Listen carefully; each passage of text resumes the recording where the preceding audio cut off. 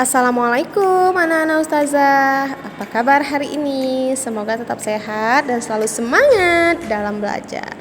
Oke, ustazah akan membahas tentang perkembangbiakan tumbuhan dan hewan ya hari ini.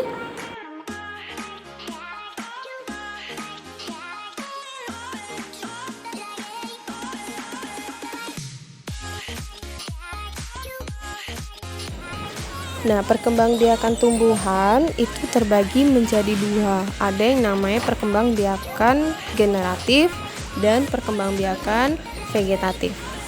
Oke, perkembangbiakan generatif. Perkembangbiakan generatif itu disebut juga perkembangbiakan secara kawin. Nah, dalam perkembangbiakan ini alat yang digunakan adalah bunga. Kita harus tahu dulu bagian-bagian bunga ya. Kita lihat yang nomor 1. Itu adalah mahkota bunga. Nah, yang nomor 2 itu disebut dengan kepala sari.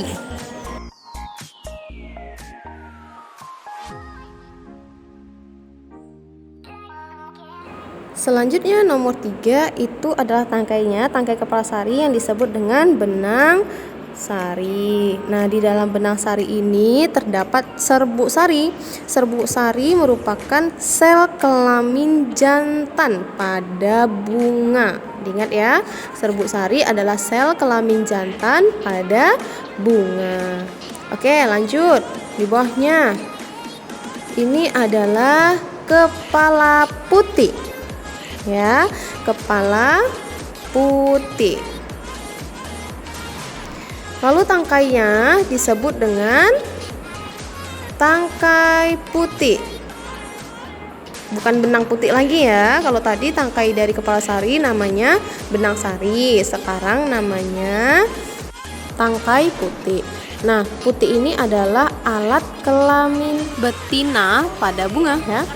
Sekarang nomor 6 yang bulat itu namanya bakal biji. Yang nomor 7 adalah tangkai bunga. Tangkai bunga. Oke.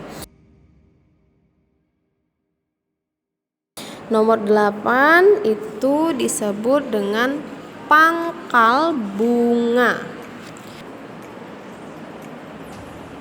Atau disebut juga dengan dasar bunga, ya. Nomor 9 itu namanya kelopak.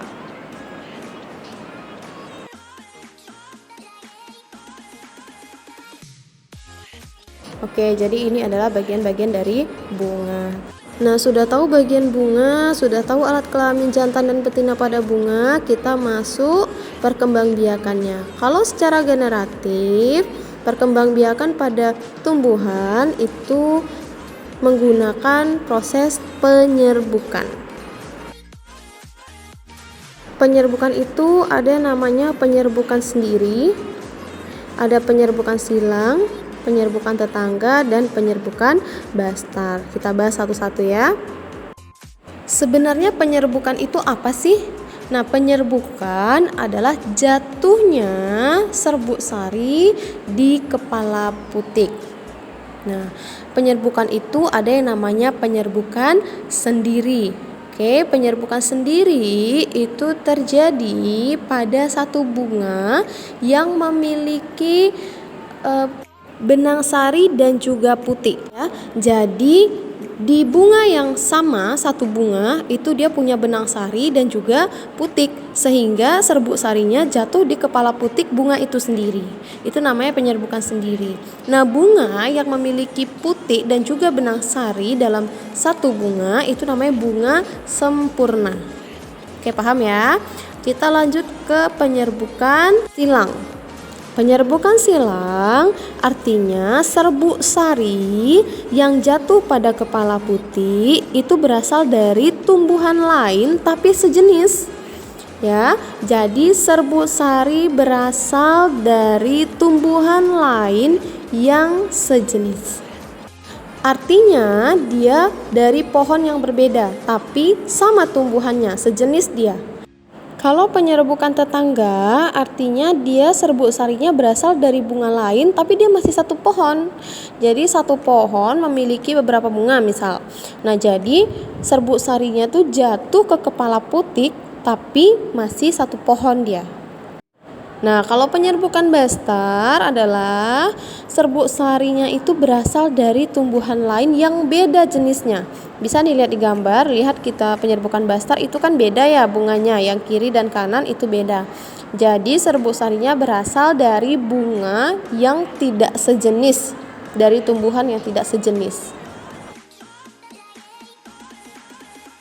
Nah, penyerbukan ini kalau dia penyerbukan sendiri sudah jelas ya, dia itu jatuh pada putik di satu bunga yang sama. Jadi kalau misalnya dia beda bunga gimana? Nah, penyerbukan itu bisa dibantu dengan perantara. Yang pertama dibantu oleh angin.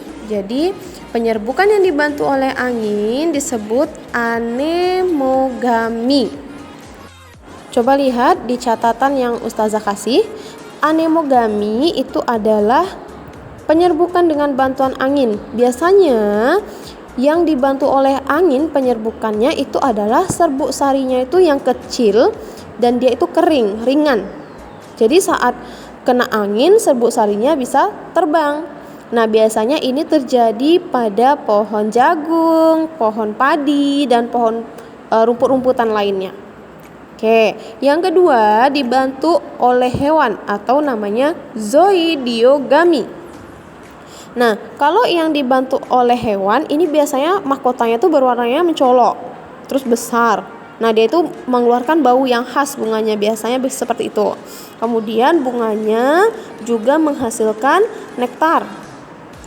Contohnya hewan apa yang bisa membantu penyerbukan dengan perantara hewan ini? Nah, contohnya itu adalah serangga, kayak kupu-kupu, lebah, itu kan termasuk serangga ya. Kemudian kelelawar, burung, itu juga bisa membantu penyerbukan. Jadi saat mereka hinggap di satu bunga, kemudian serbuk sarinya itu menempel pada tubuh serangganya. Kemudian dia terbang lagi, kemudian menempel lagi pada bunga yang lain. Nah, serbuk sarinya jatuh di kepala putik bunga yang lain. Terjadilah penyerbukan dibantu oleh hewan. Selanjutnya, hidrogami. Hidrogami itu adalah penyerbukan yang dibantu oleh air. Ini biasanya terjadi pada tumbuhan yang hidup di air, misalnya adalah enceng gondok dan juga teratai. Ya, yang hidup di air biasanya. Kemudian antropogami atau dibantu oleh manusia. Ini sengaja nih dilakukan oleh manusia supaya terjadi penyerbukan. Ya, penyerbukan itu biasanya dilakukan karena bunga yang bersangkutan tidak bisa melakukan penyerbukan sendiri. Nah, ini tujuannya biasanya untuk mendapatkan jenis bibit baru yang lebih unggul. Misalnya pada jenis anggrek, ini sering nih dibikin penyerbukan sendiri supaya mendapatkan anggrek yang lebih bagus. Oke, sampai sini paham ya? Nah, lalu kita masuk perkembangbiakan tumbuhan secara vegetatif. Perkembangbiakan vegetatif atau yang tidak kawin, yaitu perkembangbiakan vegetatif alami. Itu ada umbi, gerahgi, akar tinggal, spora, dan tunas. Nah, perkembangbiakan vegetatif alami yang pertama umbi. Umbi itu ada tiga ya, umbi lapis, umbi batang, dan umbi akar. Umbi lapis ini contohnya adalah bawang. Anak-anak ustazah pasti sudah pernah lihat bentuk bawang kan? Nah, kalau dipotong bawang itu kan berlapis-lapis. Nah, di bawahnya itu ada tumbuh akar kan? Nah, kalau misalnya akar itu ditanam akan tumbuh tunas dan kemudian menjadi tumbuhan baru. Itu namanya umbi lapis. Kemudian umbi batang. Umbi batang ini contohnya adalah kentang. Kenapa dia disebut umbi batang? Karena bagian batang yang berisi cadangan makanan tadi itu akan semakin membesar dan berisi. Nah, contohnya seperti pada tanaman kentang. Kemudian umbi akar. Umbi akar adalah akar yang membesar dan berisi cadangan makanan. Contohnya wortel. Kita lihat kalau wortel ditanam itu akarnya lama-lama akan besar dan menjadilah wortel. Kemudian ada yang namanya geragi. Geragi ini disebut juga dengan stolon. Anak ustazah lihat gambar pada catatan yang sudah ustazah kasih. Geragi itu batang yang merambat di atas atau di bawah tanah. Ya, nama lainnya adalah stolon. Nah, geragi ini dia tersusun atas ruas-ruas. Contohnya apa? Contoh tumbuhan yang memiliki geragi di permukaan tanah adalah stroberi, arbe, kemudian semanggi. Nah, kalau misalnya yang menjalar di permukaan tanah, yang di bawah tanah, contohnya misalnya rumput teki, ya, rumput teki contohnya. Oke, akar tinggal. Akar tinggal itu disebut juga rizoma. Akar tinggal adalah batang yang terdapat di dalam tanah. Batang itu akan tumbuh mendatar sehingga tampak seperti akar. Akar tinggal disebut juga dengan rizoma, ya. Nah, contoh tumbuhan yang berkembang biak dengan akar tinggal atau rizoma itu adalah jamu-jamuan, jahe, kunyit, lengkuas, kencur, temulawak. Pokoknya jamu-jamuan itu dia menggunakan akar tinggal. Kemudian spora. Spora, kamu kalau pernah melihat tumbuhan paku di sebaliknya, nah ada bulat-bulat kecil warna coklat. Ya, bulat-bulat kecil di warna coklat di bagian belakangnya. Itu namanya kotak spora. Nah, di kotak spora itu ada sporanya. Spora tidak bisa dilihat secara langsung. Kalau mau lihat spora kita harus pakai mikroskop. Yang kita lihat itu hanya kotak sporanya. Jadi spora itu adalah alat perkembangbiakannya. Nah, kotak spora yang sudah matang dia akan pecah menjadi butiran-butiran spora dan sporanya akan berterbangan, jatuh dia.